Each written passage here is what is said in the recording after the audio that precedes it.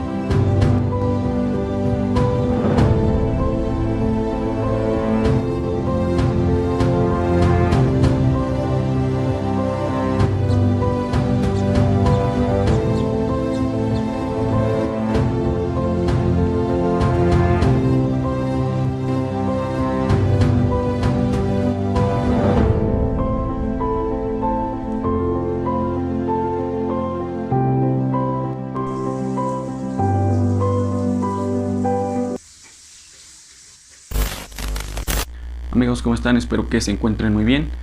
Me gustaría empezar dando estos tres datos relevantes. Hay tres farmacéuticas que tienen tres vacunas que han pasado las tres fases de prueba. Está la vacuna de Oxford, la Moderna y Pfizer. Hay un lote de 50 millones de vacunas que se van a distribuir alrededor del mundo. Ahora, tomemos en cuenta que en el mundo hay 7.700 millones de personas. Esto es un aproximado, porque en un minuto que pasa, muchas personas mueren, muchas personas nacen. Hay un aproximado de 7.700 millones de personas en el mundo.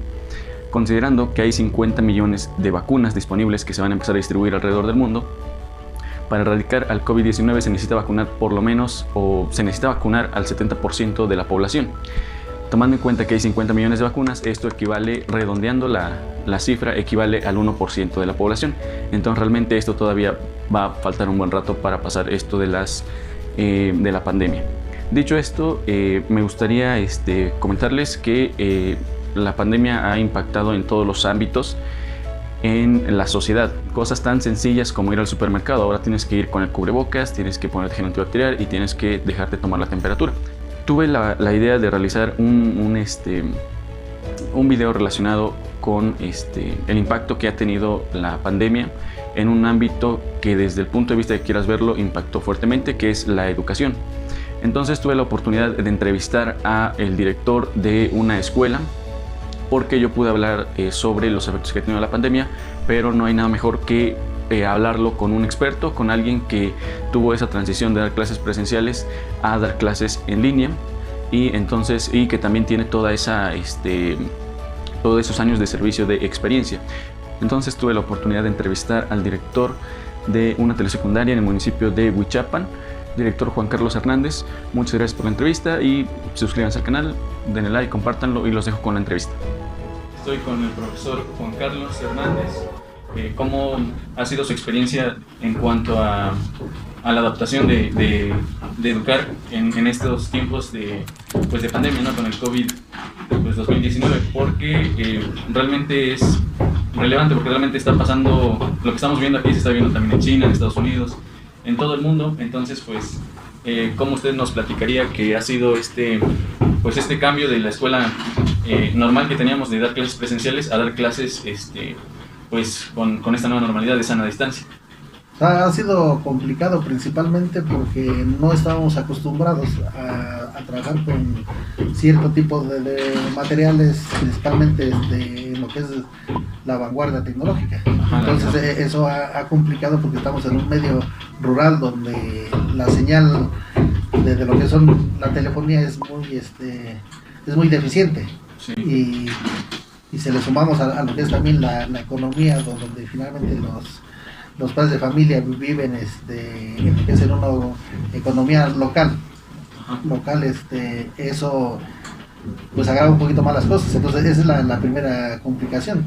Sí. Ya de ahí finalmente irlos metiendo a una dinámica de trabajo, sobre todo de responsabilidad, ha sido complicado porque tampoco están acostumbrados hacerlo de manera independiente. Eso sí. Están acostumbrados a que finalmente tengan un asesor, pues en cierto espacio, que los vaya un poquito motivando, los vaya obligando, pero de manera presencial. Okay. Entonces yo le atribuyo más a lo que sería lo social, lo cultural y lo económico. Lo social, cultural y económico, sí. ¿Cómo fue el primer acercamiento a la pandemia, por así decirlo? Porque primero escuchamos que surgió un brote en China, después que en Estados Unidos los primeros casos. ¿Cómo fue? ¿Usted pensó que iba a haber un cambio así en México, de que los alumnos no tendrían que ir a la escuela por un periodo largo de tiempo? Porque yo recuerdo que pasó eso cuando iba en la secundaria con la influenza. En México igual cerraron las secundarias. Pero ¿cuáles fueron sus primeras expectativas de esta enfermedad? Yo inicialmente pensé que era pasajero, que era una situación que no hubiera más allá de lo que era un mes. Yo suponía que después del periodo de Semana Santa íbamos a regresar y íbamos a retomar las actividades normales. Más sin embargo, pues sí fue sorpresivo que esto, lejos de mejorar, se fue agravando. Se fue agravando, sí.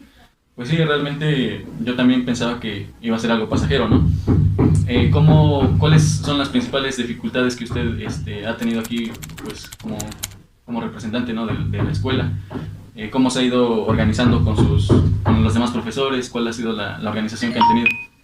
Primeramente, la primera experiencia, como nos toma de sorpresa, establecimos una serie de acciones, pero al final del ciclo escolar nos dimos cuenta que nos faltaron muchas cosas, que teníamos que mejorar, y una de ellas era que teníamos primeramente que tener pleno conocimiento de qué alumnos contaban con las herramientas tecnológicas.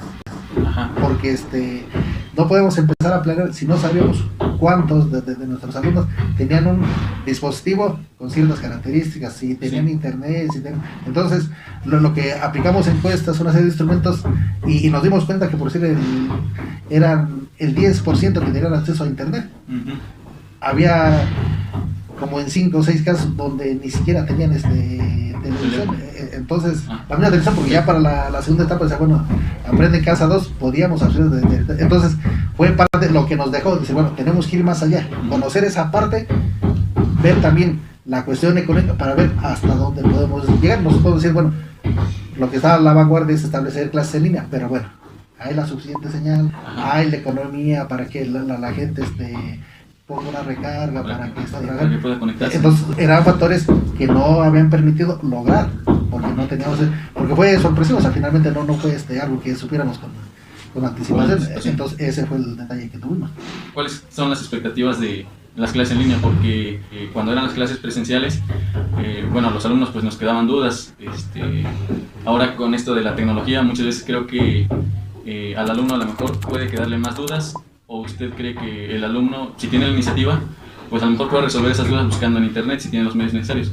¿Usted cree que probablemente deje estragos este tipo de educación, que en algún punto, digamos, no haya entendido algún tema o algún contenido, no sé?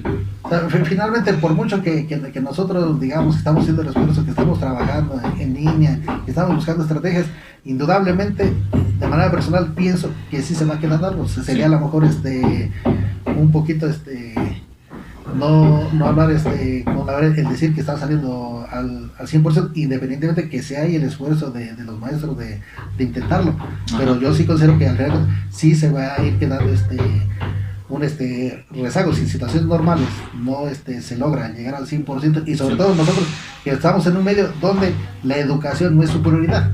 Aquí la educación secundaria son pocos que ven el estudio como algo que les va a servir en la vida. Aquí todavía lo ven como una obligación, o sea, no ven porque anteriormente recibían un apoyo, ¿no? Y dicen, bueno, estaban condicionados, pero de ahí por esa finalmente no hay esa expectativa como en el área urbana. Ajá. Que decir, bueno, la única forma de sacar adelante mi casa, mi comunidad es por medio del estudio. O sea, vamos por eso a hablar de la parte cultural, o sea, tenemos que ir contra esas situaciones. Entonces sí, considero que sí, por mucho que se haga el esfuerzo, sí se va a ir quedando secuelas, ¿no? Secuelas. De ese aprendizaje. Por ejemplo, con esto de la adaptación de la tecnología, ¿usted qué tan adaptado estaba o se vio obligado igual a aprender esto? No, bueno, personal no tenía yo no había trabajado de esta forma, tuve que ir aprendiendo, o sea, tuve que ir metiéndome a poder trabajar en en las plataformas. Ujú. Yo antes de la pandemia nunca había trabajado en una plataforma desde Zoom, no sabía ni finalmente cómo de videollamada, funcionaba. Sí.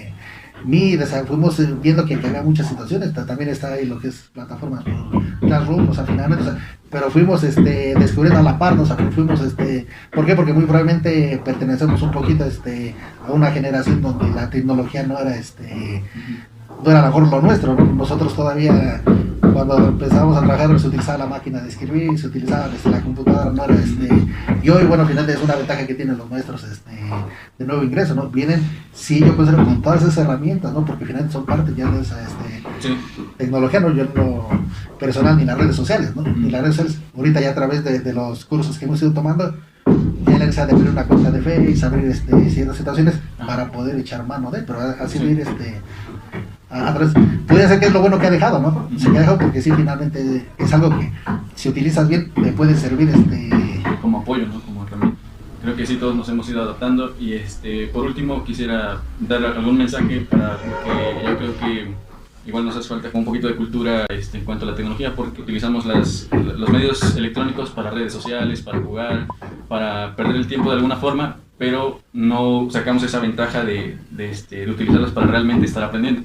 Lo que les digo es que aprovechamos esa ventaja que tienen, esa habilidad para el manipular los aparatos electrónicos, entrar a diferentes plataformas para que lo utilicen en su propio beneficio, porque finalmente el estudio es algo que les va a dejar a ellos y que entiendan que la única forma de sacar a su familia, a su comunidad, a nuestro propio estado y al país es por medio del estudio, que es la única forma, Sí. y que nos va a ir arrojando beneficios en la medida que nosotros nos esforcemos, nosotros le echemos ganas, yendo más allá de lo que nos pone en nuestras manos, ¿no? O sea, Sí. finalmente, pero esa sería la invitación para ellos, que hagan el mejor esfuerzo posible, que finalmente yo considero que esto que nos está pasando es por falta de una disciplina.